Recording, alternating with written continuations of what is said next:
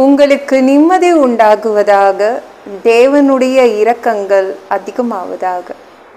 தேவன் என்ன சொல்றாங்கன்னா, உங்களை தொடுகிறவன் அவருடைய கண்மணியை தொடுகிறான் அப்படின்னு தேவன் சொல்றாங்க.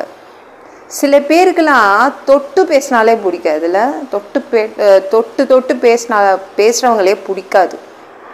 தேவன் எப்படின்னா, தேவன் என்ன மாதிரினா, தேவனுடைய பிள்ளைங்க, அவருடைய பிள்ளைங்க, அவரை தேடுற பிள்ளைங்களை தொட்டால் அவருக்கு பிடிக்காது.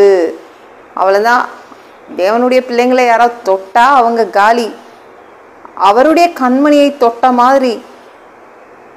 அதனால உங்களை யாராவது தொடுறாங்களா, உங்க வேலையில யாராவது உங்களை தொடுறாங்களா, உங்க குடும்பத்தின் நிம்மதியை தொடுறாங்களா, உங்க வியாபாரத்தை தொடுறாங்களா, வேற எதங்க தொடுறாங்க, அல்லது வேறு ஏதாவது ஒரு வியாதியோ ஏதோ ஒன்று உங்களை தொடுதா, தேவன் ஒத்துக்க மாட்டாருங்க. அது காலி. அவருடைய பிள்ளைங்களை தொட்டா அவருக்கு பிடிக்காது. நம் தமிழர்கள் கண்ணு பற்றக்கூடாதுன்னு திருஷ்டி சுத்தி போடுவாங்க. தேவன் கண்ணு படுறதெல்லாம் அதை பத்தி கவலைப்பட மாட்டேங்கிறார். ஆனா கை வச்சா அவருக்கு பிடிக்காது. யாராவது உங்களை தொட்டா அவ்வளோதான், ஒத்துக்க மாட்டாருங்க நம்ம தேவன்.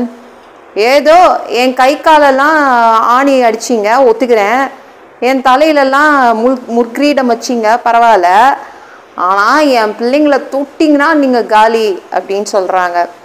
தானியேல் பயங்கரமான பக்தி உள்ள ஒரு மனிதன். அப்படி இருக்கும்போது அவனுடைய வேலையில் அவனை தொட்டாங்க.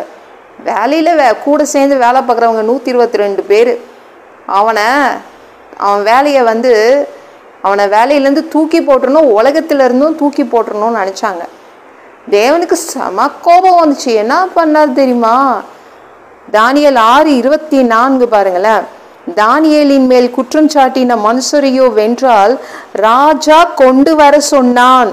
அவர்களையும் அவர்கள் குமாரரையும் அவர்கள் மனைவிகளையும் சிங்கங்களின் கெவியிலே போட்டார்கள். அவர்கள் கெவியின் அடியிலே சேரும் முன்னே சிங்கங்கள் அவர்கள் மேல் பாய்ந்து அவர்கள் எலும்புகளை எல்லாம் நொறுக்கி போட்டது. பாருங்க, தானியேல 122 பேரு. இவன் வேலையை விட்டு போனா நல்லா இருக்கும், இவன் உலகத்தையே விட்டு போயிட்டா கூட நல்லா இருக்கும் அப்படின்னு ஒரு சதி வேலை செய்தாங்க. கடைசியில் என்ன ஆச்சு? அந்த 122 பேரை மட்டும் அந்த ராஜா சிங்கக்கெபியில போடல, அவங்களுடைய குடும்பத்தின் அந்த குடும்பத்தின் உறுப்பினர்கள் எல்லாத்தையுமே தூக்கி சிங்கக்கெபியில போட்டாங்க. தேவனுக்கு கோபம் வந்தால் அப்படிதாங்க செய்வார். உங்களை யாராவது தொட்டாங்கன்னா, உங்கள் வேலையோ உங்கள் வியாபாரத்தையோ உங்கள் பிள்ளைங்களையோ ஏதாவது தொட்டுச்சுன்னா அவ்வளோதான் காலி. அவங்க காலி. ஒத்துக்க மாட்டாருங்க.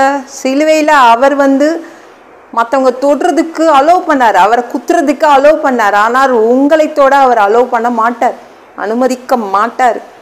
அதான் நம்ம தேவன் பயங்கரமாக பாதுகாக்கிறார் உங்களை. உங்களுக்கு பாதுகாப்பு அதிகமாக கொடுக்கின்ற தேவன், அவருடைய கண்மணி. நீங்கள் எல்லாருமே அவருடைய கண்மணிகள். சரிங்களாங்க? இந்த வீடியோ பிடிச்சிருந்துச்சுன்னா மற்றவங்களுக்கு ஷேர் பண்ண மறக்காதீங்க. கர்த்தர் தாமே உங்களை ஆசீர்வதிப்பாராக.